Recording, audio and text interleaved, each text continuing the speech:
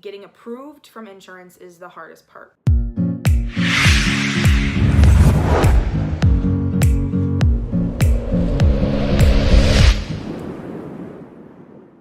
Hey guys, what's up? I have 3 more days until they cut me open and I have gastric bypass surgery. Today I wanted to talk about the appointments that you have to do to get approved for surgery from insurance and from your doctor's office. If you ask probably most people who have or are getting gastric bypass or the sleeve, they will tell you that getting approved from insurance is the hardest part. If you go watch My 600 Pound Life, they make it much easier than it needs to be because they're not going through insurance.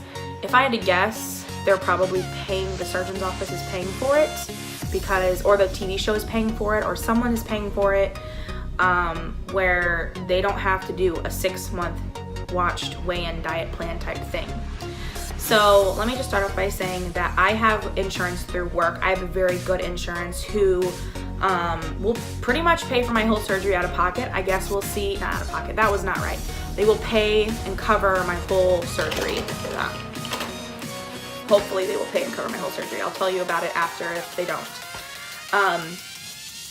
But pretty much the surgeon's office, unless you pay for cash, they make you go through a 6-month weigh-in and have lots of appointments. So that's the hardest part. You're gonna be paying a lot of co-pays and you're gonna have to be taking off time for work for these appointments.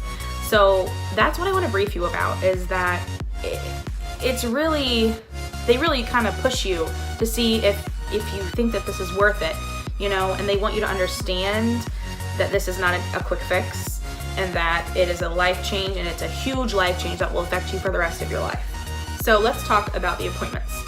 So the first appointment I went to, like I said, was when I went to my doctor and we had a conversation about my weight, and we thought that it would be a very good idea for me to try weight loss surgery.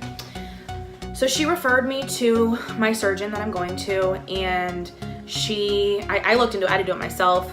I got online, I basically signed up for a seminar. So I showed up to a seminar, and this was in October. I had to miss an award ceremony for my job where I was actually receiving an award to go to this seminar because they only had like one a month or something like that. And if I would have waited, then the surgery would have been prolonged another month. So I went and I skipped that award ceremony for this appointment. There were probably 75 or more people at this seminar. Now I don't know who was there for surgery and who was just a supportive family member, but there were a lot of people, and there were a lot of people that were much bigger than me, and there were people that were smaller than me that I knew were getting surgery. But it was very nerve-wracking for me because I did not know what to expect, and there were so many people in such a large room. Basically at the seminar, they came and they talked about surgery, and they kind of tried to scare you a little bit and gave you the really hard facts of it, but the facts you need to know, you know? So that, I went there.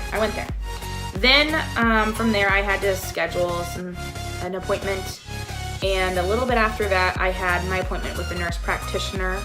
I did the H. pylori, I might not be pronouncing it right, P-Y-L-O-R-I test, where I drank a juice and I breathed into a bag, and they wanted to see if I had GERD.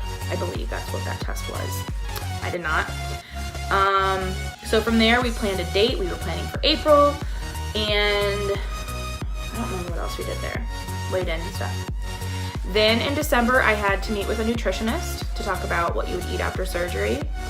Then the next day I met with a psychologist, and I did some tests to see if my mental state was fit for surgery, and it was. Then December 26th, I had a physical therapy appointment to see how I could walk and stretch and probably some other things, maybe jumping, I don't remember. And then he showed me how to get out of bed after surgery. January 15th, I met with the surgeon. I actually got to meet him for the first time. And I was allowed to ask him any questions, and I met with a practitioner, and I met with the insurance lady. Yeah, I don't really remember doing too much at that appointment besides just meeting with them and weighing in. 2 weeks prior to Wednesday, so less than 2 weeks ago, I had 2 appointments. I had a Q&A seminar in the morning where there was probably 20 people max there that were having surgery the next month, to ask questions, you know, as things get closer, and they were just explaining the surgery again. And then in that afternoon, I met with the anesthesiologist and I got my soap for the surgery. I got more blood work done. What else? That was pretty much it. Just a lot of family history stuff to make sure that, you know, when they put me out, what are my risks and whatnot. On top of all those appointments, I had to weigh in 6 times with my regular doctor. So everything besides those weigh in 6 times were all the way over in the city that I am actually getting surgery in, which is about 45 minutes to an hour away, depending on traffic. One day it took 2 hours to get there. But most of my 6 appointments were right across the street from me at my normal doctor, and the rest were over there. So you do have to meet 6 times with your regular physician, and those are not well checkups. You have to pay a copay for those unless one of them is counted as your one per year. That's a free copay.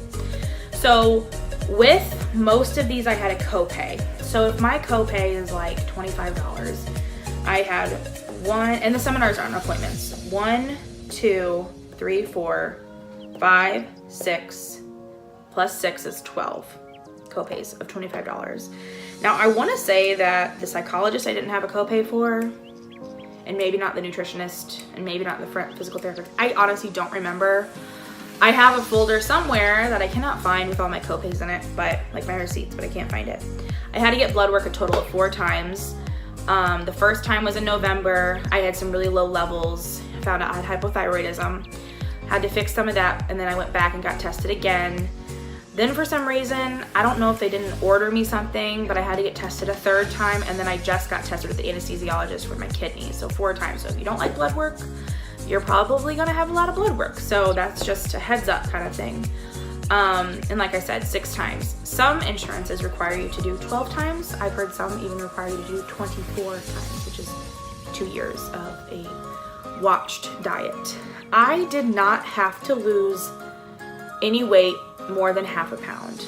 I don't know what would have happened if I would have stayed exactly the same, but they always say just lose at least, you know, half a pound or a pound or whatever, and you're good. So you really don't have to lose weight with my insurance. So that was good that I didn't have to lose weight. But honestly, it was rough. Being a teacher, being a first-year teacher, I don't want to take a lot of time off.